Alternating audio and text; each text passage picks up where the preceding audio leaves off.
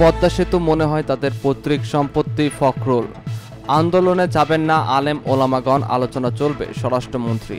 বুদ্ধিজীবী হত্যা সেই নীল নকশা এখনো শেষ হয়নি। জাফরুল্লাহ।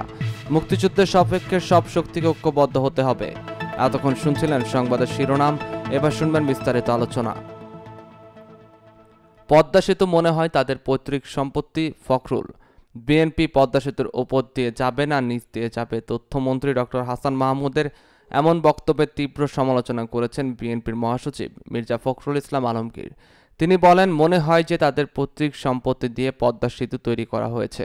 একজন তো বলছেন বিএনপির ওপর দিয়ে যাবে না নিচ দিয়ে, মানে এটা তাদের পৈতৃক সম্পত্তি। সোমবার 14 ডিসেম্বর গুলশানে বিএনপি চেয়ারপারসনের রাজনৈতিক কার্যালয়ে সংবাদ সম্মেলনে তিনি এসব কথা বলেন।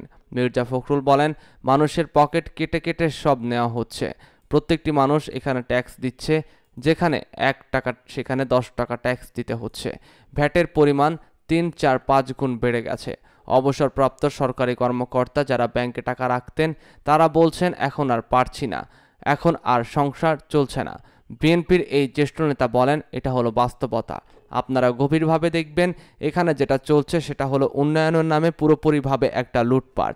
প্রত্যেকটা জায়গায় তারা এখন মুনাফা খোঁজে। ঘরবাড়ি বানাচ্ছে, উড়াল সেতু বানাচ্ছে, মেগা প্রজেক্ট বানাচ্ছে, মেগা লুট করছে। এক প্রশ্নের জবাবে মির্জা ফখরুল বলেন, এদেশের উন্নয়ন শুরুই হয়েছে বিএনপির সময়। উন্নয়ন বলতে কোটি কয়েক মানুষের উন্নয়ন নয়, উন্নয়ন বলতে সাধারণ মানুষের, সাধারণ জনগণের উন্নয়ন। উন্নয়নের ভিত্তি জিয়াউর রহমানের সময় শুরু হয়েছিল, সেই ভিত্তির ওপরই এখন উন্নয়ন হচ্ছে।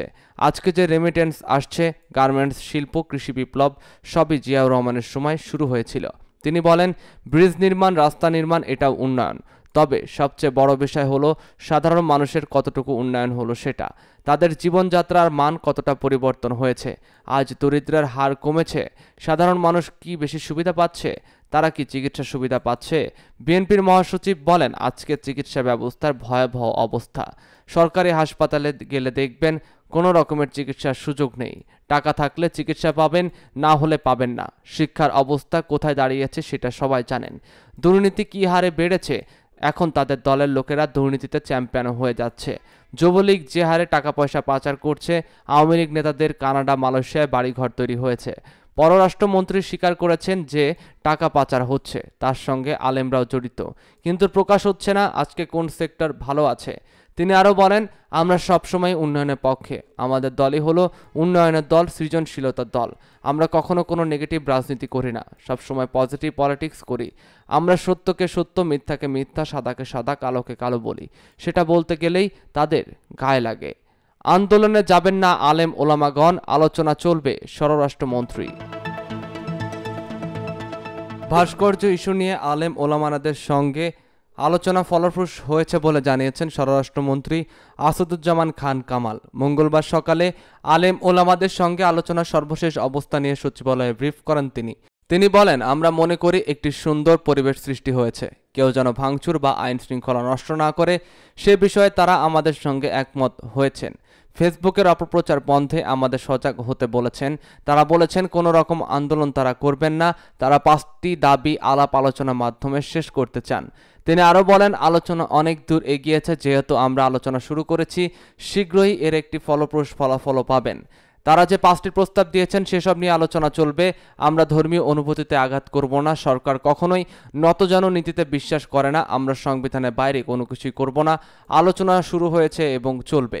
বুদ্ধিজীবী হত্যার সেই নীল নকশা এখনো শেষ হয়নি। জাফরুল্লাহ। গণস্বাস্থ্য কেন্দ্রের প্রতিষ্ঠাতা ডক্টর জাফরুল্লাহ চৌধুরী বলেছেন, বাংলাদেশকে মেধাশূন্য করার পরিকল্পনা, এটি কি কেবল পাকিস্তানের পরিকল্পনা ছিল? আলবদর, আল শামাস তাদের পরিকল্পনা ছিল, নাকি এই পরিকল্পনায় অন্য কেউ যুক্ত ছিল, সেটা আজ গবেষণার বিষয়বস্তু। বুদ্ধিজীবী হত্যার নীল নকশা এখনও শেষ হয়নি। এখন অবশ্য কারণটা ভিন্ন, ব্যবসায়িক কারণ। তার সবচেয়ে বড় কথা হলো, মানুষ স্বাধীনতা চেতা হলে জাগরিত হয়, প্রশ্ন করতে শেখে। আজ আমরা যেন সেই প্রশ্ন করার অধিকারটা না পাই, মানুষ যেন প্রশ্ন না করে, সেজন্য সেই নীল নকশা অব্যাহত আছে। পদ্ধতিটা একটু ভিন্ন আর কি। সোমবার 14 ডিসেম্বর জাতীয় প্রেস ক্লাব মিলনায়তনে পেশাজীবী পরিষদ আয়োজিত শহীদ বুদ্ধিজীবী দিবস বর্তমান ব্যবস্থা শীর্ষক আলোচনা সভায় সভাপতির বক্তব্যে তিনি একথা বলেন। ভাস্কর্য ভাঙা প্রসঙ্গে ডক্টর জাফরুল্লাহ বলেন, এখন এক ব্যক্তির ভাস্কর্য ভাঙাটাই যেন অপরাধ, অন্য ভাস্কর্য ভাঙা যেন অপরাধ নয়। আমি বলবো প্রত্যেকটা ভাস্কর্য ভাঙাই অপরাধ।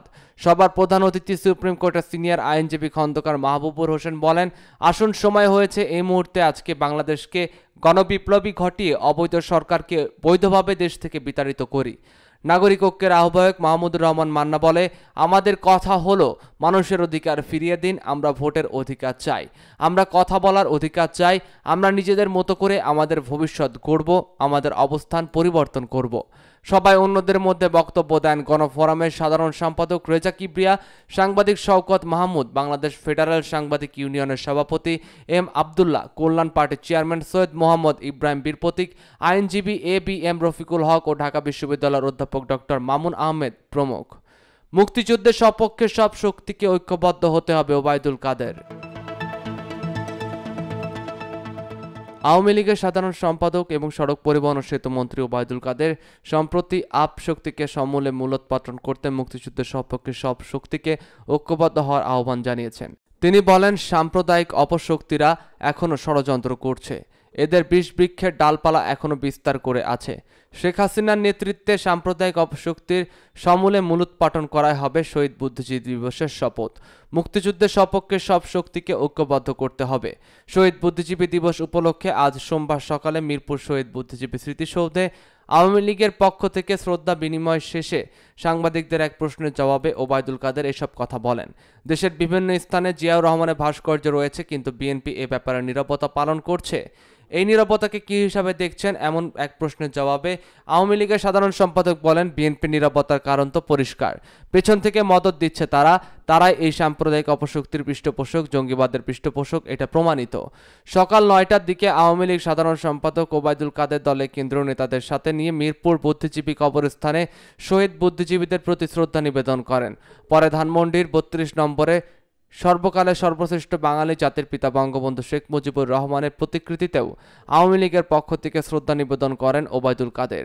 এ সময় আওয়ামী লীগের সভাপতি মণ্ডলীর সদস্য বেগম মতিয়া চৌধুরী, ডক্টর আব্দুর রাজ্জাক, জাহাঙ্গীর কবির নানক, শাহজাহান খান, আব্দুর রহমান তথ্যমন্ত্রী ও যুগ্ম সাধারণ সম্পাদক ডক্টর হাসান মাহমুদ, যুগ্ম সাধারণ সম্পাদক মাহবুব উল আলম হানিফ, আফম ও বাহাউদ্দিন নাসিম, সাংগঠনিক সম্পাদক আহমেদ হোসেন, এস.এম কামাল হোসেন ও মির্জা আজম, ত্রাণ ও দুর্যোগ ব্যবস্থাপনার সম্পাদক সুজিত রায় নন্দী, সংস্কৃতি বিষয়ক সম্পাদক অসীম কুমার উকিল, শ্রম বিষয়ক সম্পাদক হাবিবুর রহমান সিরাজ, স্বাস্থ্য বিষয়ক সম্পাদক ডক্টর রোকেয়া সুলতানা, বিজ্ঞান ও প্রযুক্তি বিষয়ক সম্পাদক আব্দুস সবুর, উপদপ্তর সম্পাদক সায়েম খান, কেন্দ্রীয় কমিটির সদস্য ডক্টর মোস্তফা জালাল মহিউদ্দিন, শাহাবুদ্দিন ফরাজি, আনিসুর রহমান প্রমুখ উপস্থিত ছিলেন। এদিকে আওয়ামী লীগের শ্রদ্ধা নিবেদনের পর একে একে কেন্দ্রীয় 14 দল, ঢাকা মহানগর আওয়ামী লীগ, উত্তরা ও দক্ষিণ আওয়ামী যুবলীগ, স্বেচ্ছাসেবক লীগ, কৃষক লীগ, শ্রমিক লীগ, মহিলা আওয়ামী লীগ, যুব মহিলা লীগ, ছাত্র লীগ সহ অন্যান্য অঙ্গ সংগঠন ও স্থানীয় বিভিন্ন সংগঠনের ব্যানারে নেতাকর্মীরা শ্রদ্ধা নিবেদন করেন।